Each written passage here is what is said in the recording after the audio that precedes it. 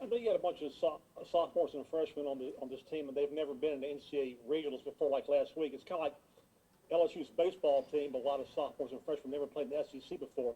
So last week, what did you think those sophomores and freshmen learned, even after day one, to take to day two and to translate to the nationals? Well, I think everybody goes through their freshman year in different ways, and I think we all learned that we can't put ourselves in those pressure spots once you get to this point of the season, and then have to claw out of it. I think it's great that they were able to do that. I think it's great they were able to fight their way through it, but when you reach this point, I think they understand now, the pace of everything, the feeling of what an elimination meet feels like, and that, we've got to be dialed in order to be successful, as successful as we want to be anyway.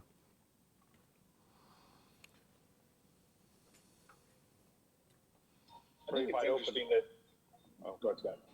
Looks to me it's pretty wide open this year. Y'all are one of a handful of teams that have done over 198. Yeah, all the top 8 national seeds advanced. Your thoughts on that? How much is it going to come down to who's hot in each session, and then to advance to win on Saturday?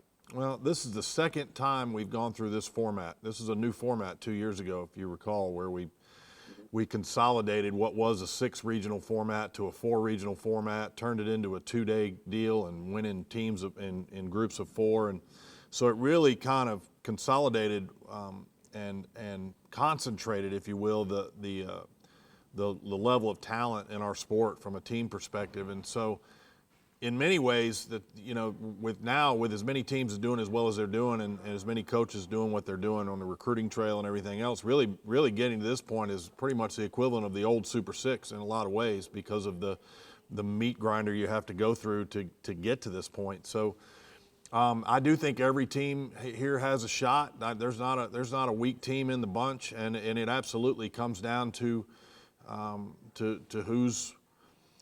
who's there on a given day, and you've got to be able to do it twice in a row if you're going to win the whole thing. And it's the little things. It's handstands and landings that generally these things come down to. If all things are equal, it comes down to the tiny little execution things that make a difference. I've seen national championships won by a quarter of a tenth, and it's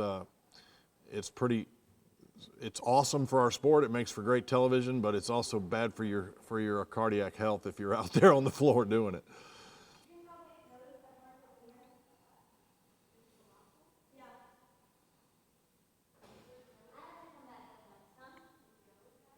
I think Michael Caldwell's ordering lunch or something. I'm being assailed. Jay, everybody funny.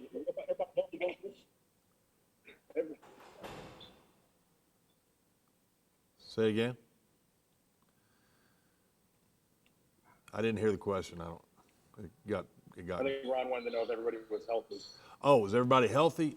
Yeah. I mean, we got normal late season, maintenance things that we deal with. Body's hurting and joints are hurting and those kinds of things. But overall, we're in pretty good health. Yeah. The thing that I was going to say was, Scott and myself, we all think that there's this reason why, things go wrong with the girls. It is just as simple as execution and performance at some point, like you said, handstands and landings. Were you all surprised at the way the girls, kind of stumbled there through the regional? Yeah. And I'm sure you were pleased with the way they responded. Yeah. And the thing that we talked with the girls about just was the complementary nature that your roster was able to survive it this year, where maybe they wouldn't have in the past. I think all of what you said is true. Yeah, I was surprised because I think when I talked to you guys before regionals, I was as confident as a coach can be based on everything we were seeing in the gym and running through the practices and the mock meets and inter-squad situations,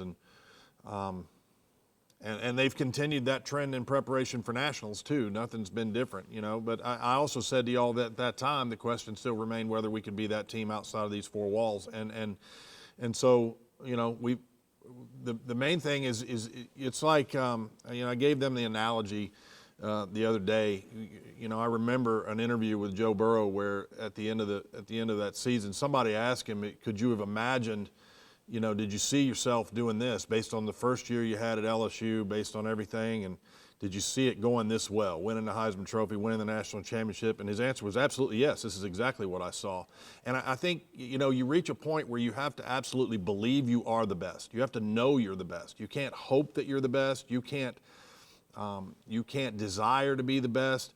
You've got to walk in there believing it, knowing it, based on what you've seen in your training, based on what you've seen from your teammates, and the moment that doubt creeps in, even though it's momentary lapses, where that can cause a problem for you. And I think, you know, those are the places where we've seen our mistakes. Now, on the flip side, what you said is that, you know, we've survived those moments of momentary doubt, and we're able to, once we created that situation for ourselves, we were able to really fight our way out of it, and that's a mark of a great team as well. So, you know, we've got all the ingredients here. It really just comes down to a belief system. We're all going to be on neutral ground this time. That has not been the case in the last couple of meets. We're all going to be in a place where we've never been. We're all going to be on equipment we've never competed on. Those are variables that, while they're outside of your control, when you go to other places, you know, they can play into the way things go from time to time. So I think we're a confident bunch, though that's the thing we've been harping on more than anything, is just a belief system that says that we're not going to be shaken by anything. They've proven that over and over again in their response to it. What we've got to do is not cause it and have to respond to it.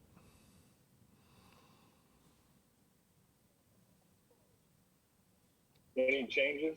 Any subbing anybody out? I don't think so. I mean, there's always that possibility. Our alternates on every event, well, with the exception of bars where we really don't have one, our alternates on every event are easily able to go in and keep us where we need to be. So if we ran into some trouble, we could move an alternate in. But I don't, at this moment in time, I don't have any plans. Similar deal with the girls on the floor and off the floor, the whole nine? Yeah, I think the UCLA, we do have an individual rotating with us this time on the first day from UCLA, and from what he said on the conference call that we have, he's not going to utilize all the spots he has, so we may have a little more latitude than what we expected. But we've got our plan developed, and we got to move people in and out and all that. We'll be fine. In hindsight, was it anything, or were we all able to? Well, when we got to the regional and when we found out there was that no individual had moved into our rotation, then it didn't affect us.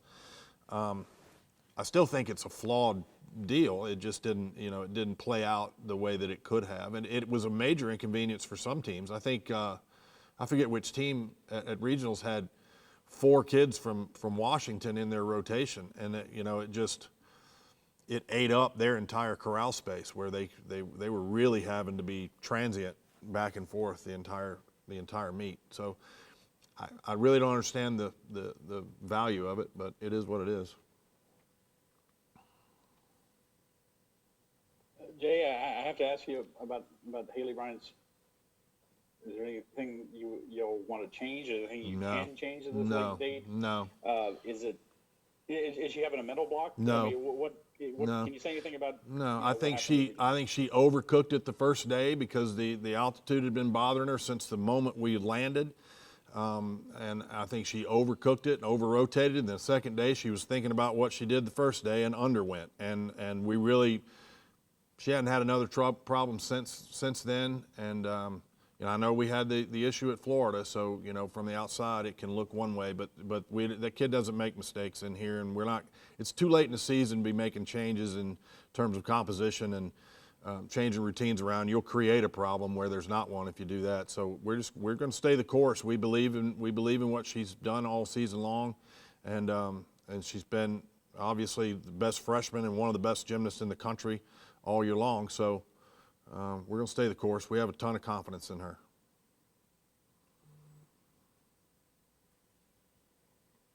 Hey, Coach, I just wanted to ask you, perhaps on the broadcast or whatever, they'll bring up, well, this is, LSU's first trip with Jay Clark or whatever. You've been the head coach obviously all year and everything, and you stood next to Didi all those years when you went to St. Louis or whatever. Are things a whole lot different for you mentally going in? Okay, I'm the head coach of this team trying to win the national title, or is it kind of the same? I mean, it's pretty much the same. It's just doing stuff like this that I didn't have to do before, where you got to answer questions that sometimes are fun to answer and sometimes aren't. But beyond that, it's, like I've said a lot, Didi and I operated very much as partners, and she was awesome that way. She was great to, allow my influence to be in a lot of areas, and so I was able to focus on the nuts and bolts, and the only difference is that I get to spend a little more time with you guys and in the public eye rather than hiding behind the curtain. But other than that, it's pretty much the same. I can't believe all our questions aren't fun. I thought we all had fun questions. I really did. Yeah, they are. I guess they're fun to somebody, I guess. Okay, we good? Maybe Ashley Claire, she can do the media part, and you can just coach me or something like Yeah, that. something. I don't know. I don't mind doing it. I really don't. It's just, that's the thing that's different for me. It's not really that it's a pain in the neck. It's just different. It's just that kind of something that I don't mind doing, but I don't relish it either. And Jay, Sarah Edwards mentioned this thing y'all were doing with fill in the blanks. I don't know if that's something new. Fill in the blank of what into I am this, we are that. Yeah.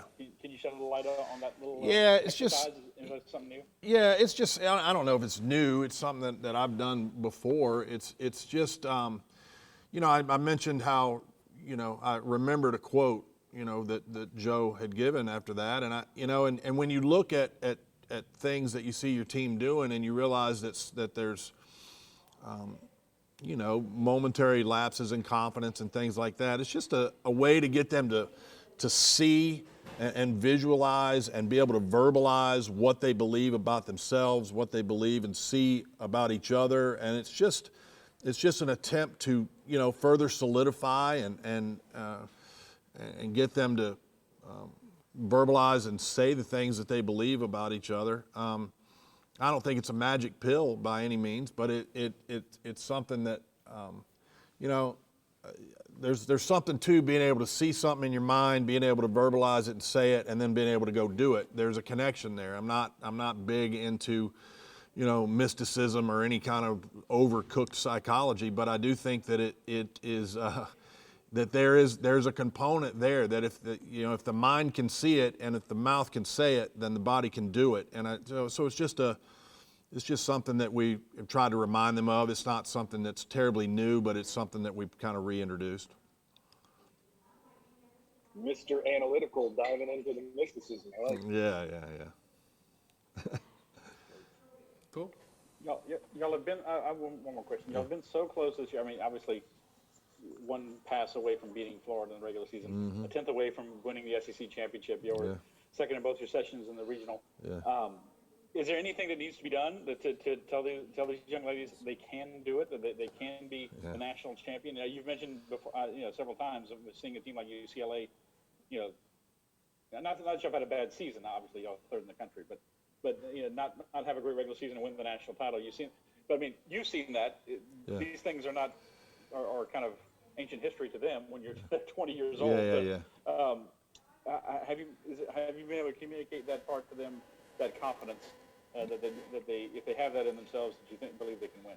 Yeah, and the key is to not get them to focus on the past, not to get them to focus on the mistakes that have occurred. The key is to keep them focused on what's ahead of them, because that's the way this sport is designed. And there's throughout a regular season and in certain elements of certain championships, there are variables that are not common to every team, and so our focus just is to continue to remind them of who they are. They absolutely can win the national championship, but so can 6 or 7 other teams that are there. And so so there's, a lot of it depends on our performance, but also a lot of it depends on the other team's performances. And if a team is at their best, any of these teams are going to be difficult to beat. I don't think anybody I don't think any of these other teams are, thrilled about sharing the floor with LSU. I mean, because it's pretty obvious that we're a very strong team, and it's also obvious that we can still put one together that's better than anything we've done all year. So we want them to be confident. We certainly don't take anything for granted. We have tons of respect for everybody that's on the floor. But focusing on what's ahead of us and not in the rearview mirror is the key to us. We believe in our preparation. We see it day in and day out. These are things that other people don't see. So they have to stay focused on what they see in the gym with they and their teammates, what they hear from their coaches, and not from outside voices that want to cast doubt or come from a predisposition of doubt based on something that really is of no consequence at this point. You talked about how everything will be new, but you got a lot of familiar faces there with you.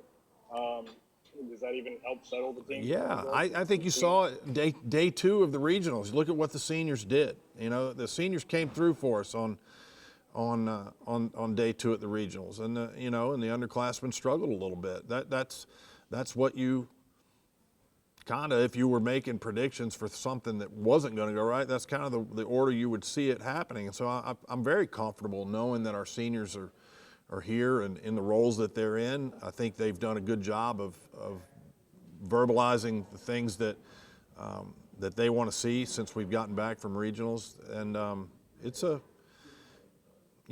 a mixed bag. On the one hand, we're very young, but on the other hand, we do have experience in some really key spots. That first up spot on beam with Christina Desiderio and first up on floor, I mean, that's money. There's not many people in the country, if anybody, that has somebody who's a table setter like that kid has been for us of late. And to have Reagan Campbell looking like herself again at the end of that beam set is tremendous. That's a huge comfort for us knowing. So we've got a lot of good experience in key spots. We do have to depend on some young people, but they're young people that have been through the fire now, and theoretically they come out the other side, they should be better.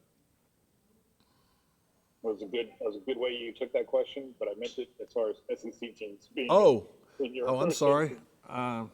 Yeah, we know what we've seen Alabama, obviously, and I think on paper everybody looks at our side of the bracket now in the semifinals and thinks it's probably the toughest of the two, but there's not a bad team on that other side either. So there's three SEC teams in there. There could have been more.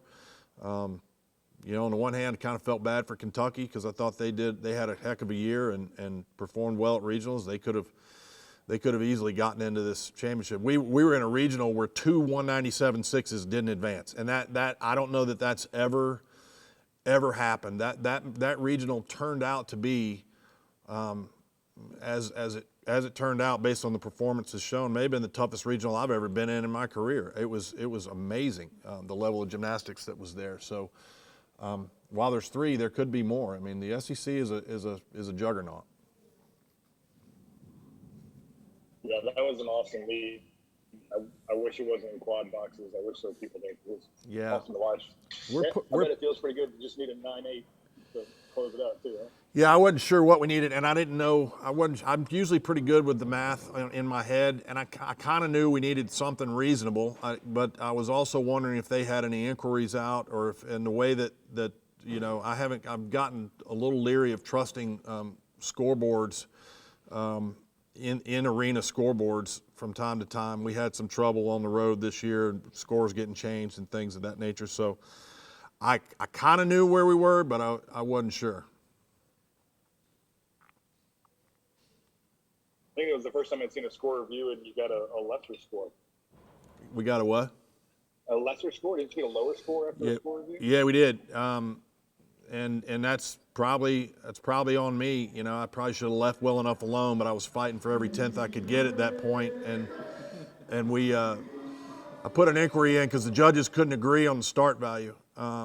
I was in the camp with two of the judges, and the chief judge ended up in overruling them, and I was banking on that start value coming up and us getting a 10th on that. That was on the first day, I believe, when we were in that first day. So I don't know if that would have changed the outcome of the first day or not. I never went back and did the math. No, it was minuscule. It was Haley on bars, wasn't it? Haley on beam, I think. Okay. All right, good luck, man. All right, thank you.